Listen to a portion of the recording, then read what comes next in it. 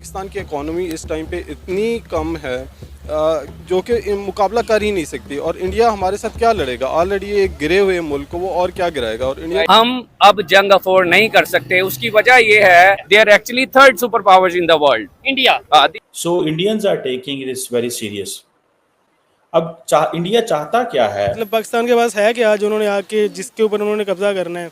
उनकी मतलब एक कंपनी हमारी टोटल जीडीपी से ज़्यादा है, उसकी जो नेटवर्थ है, तो उनको ज़रूरत नहीं है मतलब पाकिस्तान के ऊपर अटैक करने की। जब आपने अपनी कौम को दबा दिया, आपने अपनी इकोनॉमी तबाह कर दी और आप कर्जों पे चलते रहे, फिर उस वक्त आप एक ऐसे कंट्री के साथ जो आपसे 1000 गुना कह लें कि टेक्नोलॉजी में आगे है, ऑब्वियसली इंडिया, ये एक रियलिटी है। उनके सफीर देख लें आप, उनके जो फॉरेन मिनिस्टर्स हैं उनको देख लें, उनकी बात सुनी जाती है, मानी जाती है। ठीक है, तो आप इस कंडीशन में अभी नहीं है। क्या है भाई, हम इतना इस खर्चा भी हो रहा है हमारा, लेकिन हम फिर भी किसी काम के नहीं है, तो कोई फायदा नहीं है हमारे सारे काम। मुझे ये बताएं कि हम हमेशा लड़ाई, जंग, हथियार, टैंक्स, इन सब की ही बातें क्यों करते हैं? दोस्तों, भारत ने कठुआ में शहीद हुए 5 जवानों की शहादत का बदला लेने की ठान ली है और जिसे देख पाकिस्तान की टांगें कांपने लगी हैं। अब 8 जुलाई को भारतीय जवान जम्मू कश्मीर के कठुआ जिले से ट्रांसपोर्टेशन का सामान लेकर ट्रांसपोर्ट व्हीकल में गुजर रहे थे और तभी अचानक कुछ आतंकवादियों ने ट्रक के सामने आकर ट्रक पर गोलियां चलाना शुरू कर दी और इस दुर्घटना से हमारे 5 जवान शहीद हो गए। और ऐसी ही एक घटना 2 महीने पहले भी हुई थी, जब कुछ आतंकवादियों ने एक आर्मी ट्रक के सामने आकर उस पर गोलियों की बौछार कर दी और दुर्भाग्य से हमारे जवान वहां भी शहीद हो गए थे। और अब पिछले कुछ समय में भारत में एक के बाद एक आतंकवादी गतिविधियां बढ़ने से भारत सरकार में इसकी चिंता बढ़ गई है। और अब भारत सरकार ने इस हमले के बाद एक कठोर निर्णय लिया है, जिसमें भारत सरकार एक बड़ा कदम उठाने जा रही है। और अब हो सकता है कि भारत सरकार एलओसी के उस पार सर्जिकल स्ट्राइक भी करे और इसकी संभावना काफी ज्यादा बनी हुई है। और अब भारत का बदला देख पाकिस्तानी मीडिया की टांगें कांपने लगी हैं और पाकिस्तानी मीडिया भी कह रही है कि इस बार भारत कुछ बड़ा करने वाला है, जिससे पूरा पाकिस्तान धधक उठेगा और जिसकी गूंज पूरी दुनिया तक जाएगी।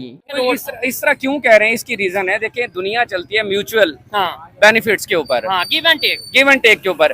कतर आपके साथ क्यों खड़ा होगा? ये जो आपने चूरन बेचा 70 साल ब्रादरहुड का, जी, इस्लामिक ब्रादरहुड, भाईचारा, ये चूरन अब नहीं बिकने वाला। अब दुनिया मफाद देखती है। यहाँ आपने टेररिज्म को आपने खुद सपोर्ट किया, आपने जंग मुसल्लत की अमेरिका की, ठीक है, फिर उसके बदले में आपने ऑपरेशन, कभी ज़रबे इस्तेहकाम, कभी कुछ कभी कुछ, ठीक है। तो दुनिया क्यों इन्वेस्ट करेगी ऐसी जगह पे? अगर मतलब मैं बिजनेसमैन हूँ, मैं ऐसे शहर में क्यों वहाँ पे जाके इन्वेस्टमेंट करूंगा जहाँ मुझे पता है मेरा पैसा डूब जाएगा? ऐसे ही है, तो कतर भाई आपके साथ क्यों खड़ा होगा? ठीक है, वो कोई भाईचारा, कोई चीज नहीं है, उसको अपने बिजनेस से कर्ज है, तो वो उसको अगर इंडिया का साथ मिल रहा है, इंडिया गलत कर रहा है, ठीक कर रहा है। अफगानिस्तान इस टाइम किसके साथ खड़ा है? क्यों खड़ा होगा India?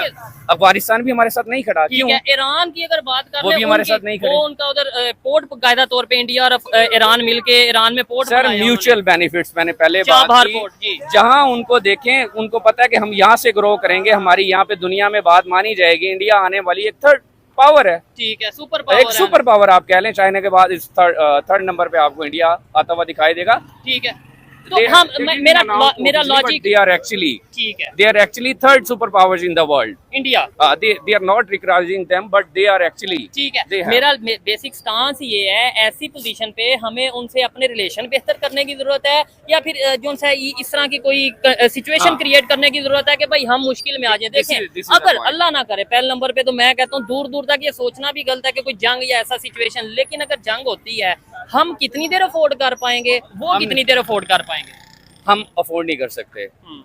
This is a reality check. ठीक है, हम अब जंग अफोर्ड नहीं कर सकते। उसकी वजह यह है, आपने अपनी कौम को इस कदर दबा दिया हुआ है कि वो आपकी कौम आपके साथ खड़ी नहीं है। आपके नारे इंडिया की एक प्राइवेट कंपनी है L&T के नाम से, उसने भारत का जो एक अदारा है defence research and development organisation, उसके साथ मिलके इंटरनल ट्रायल कंप्लीट कर लिए हैं और एक इंडिजिनस, यानी कि इंडिया जिसे आत्मनिर्भर भारत कहता है, उसके तहत लाइट टैंक एक बनाया है जिसको कहते हैं जोरावर।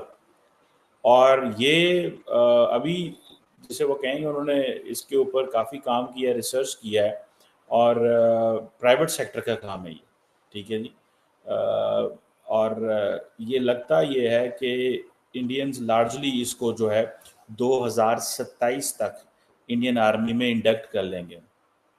ये जिसे कहते हैं ना, बहुत सारे ट्रायल्स, डेजर्ट के ट्रायल्स जिसे कहना, उधर भी जाएगा। फिर उसके बाद लद्दाख में भी इसकी कैपेबिलिटी चेक की जाएगी। So Indians are taking this very serious. अब इंडिया चाहता क्या है कि इसके जो टैंक्स हैं वो आर्टिफिशियल इंटेलिजेंस से लेस हों, इंटीग्रेशन हो, टैक्टिकल सर्विलेंस ड्रोन्स को देख रहे हों, और सिचुएशनल अवेयरनेस, ये बिल्कुल टेक्निकल टर्म्स हैं इन टर्म्स ऑफ जो मिलिट्री कैपेबिलिटी के हवाले से जो जानते हैं। अब क्वेश्चन ये है कि ये बहुत नेक्स्ट लेवल की चीज़ें हैं, यानी कि इंडियन फौज ये चाहती है कि जैसे तैसे उनकी जो मिलिट्री हार्डवेयर है उसके अंदर आर्टिफिशियल इंटेलिजेंस को इनकॉर्पोरेट किया जाए। और आपको पता है भारत काफ़ी देर से जो अमेरिका के साथ मुआहदे हो रहे हैं कि अमेरिका के साथ मुआहदे ये नहीं हो रहे कि वो आर्टिफिशियल इंटेलिजेंस को टैंकों में कैसे लेके आना, अमेरिका के साथ मुआहदे ये हो रहे हैं कि इंडियन जो स्ट्रेटेजिक कम्युनिटी है, साइंसदान हैं, यूनिवर्सिटियां हैं, स्टूडेंट्स हैं, उनको आर्टिफिशियल इंटेलिजेंस की ट्रेनिंग कैसे दी जाए या उनको उस हवाले से ट्रेन कैसे किया जाए, एजुकेशन कैसे मिले, उनकी कैपेसिटी बिल्डिंग कैसे की जा सके। जब वो होगी तो ऑटोमेटिकली वो फिर सोचेंगे, प्लान करेंगे हुकूमत के लिए, अवाम के लिए, अदारों के लिए। और इंडिया ने क्योंकि डिफेंस को प्राइवेट सेक्टर में लिया है, पाकिस्तान में तो इतना प्राइवेट सेक्टर नहीं है। पाकिस्तान में वैसे तो इंडिया के अंदर भी जो प्राइवेट सेक्टर है वो यही है कि जैसे अदानीज हैं या बाकी जो कुछ लोग हैं वो हुकूमत के साथ बड़े मिल के बड़े हाईएस्ट लेवल पे काम कर रहे होते हैं।